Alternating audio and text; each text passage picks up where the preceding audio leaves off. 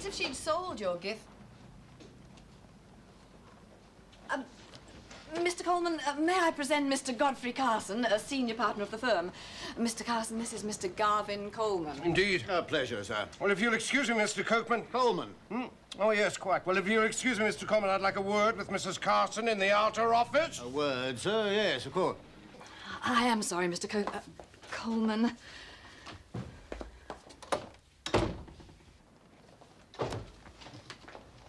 What's the meaning of this damnable outrage? Mr. Carson, I'm merely helping out. I turn my back for 5 minutes and find you running my firm. Please be calm. There's no cause for alarm. Calm, calm. You talk about being calm. You insinuate yourself in here. You assume possession of my office, my chair, and you have the audacity to talk about being calm. Damn your insolence, Jennifer. Please, Mr. Carson. Hold your tongue, woman. I was invited here by Tommy. What? You were in Sydney. Tommy needed help. He called on me. Oh, yes, you find Tommy easy to manipulate, don't you? Oh, don't be such a fool. Arthur had our office under control. I was willing to offer my service. Offer? So now you offered your services. I'm sure you did. Just couldn't wait for an excuse to wriggle in here behind my back, could you? I do not wriggle, Mr. You Carson. thought I'd be away much longer, didn't you? Oh, what a nice pile of wreckage I'd have found. On the contrary, I kept things moving. Heaven knows what damage you've done. Don't you have any sense of ethics at all? Tommy engaged me as a locum. Now, what's unethical about that? Determined to ruin me, aren't you? Break up my family, disrupt my business. You have the morals and the manners of a gadfly.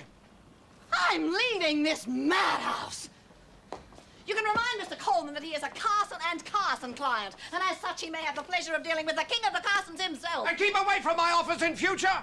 Wild horses couldn't drag me back. Good! Excellent!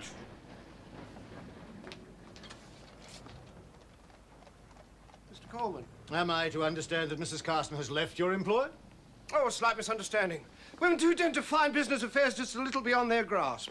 Now, let's get down to tin tacks. I'll take down the details of your case. It appears to me that Mrs. Carson is the very backbone of this firm. I beg your pardon. No one else is ever here. Oh, come now.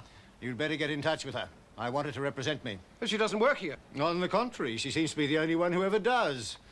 I'll return this afternoon, and I'll expect her to be here. But that's impossible. If she isn't, I'll find her for myself and take my business to her. Good day, sir.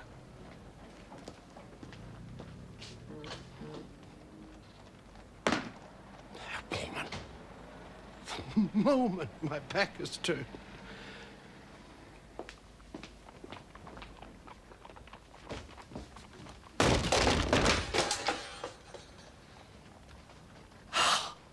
This is supposed to be the happiest day of my life.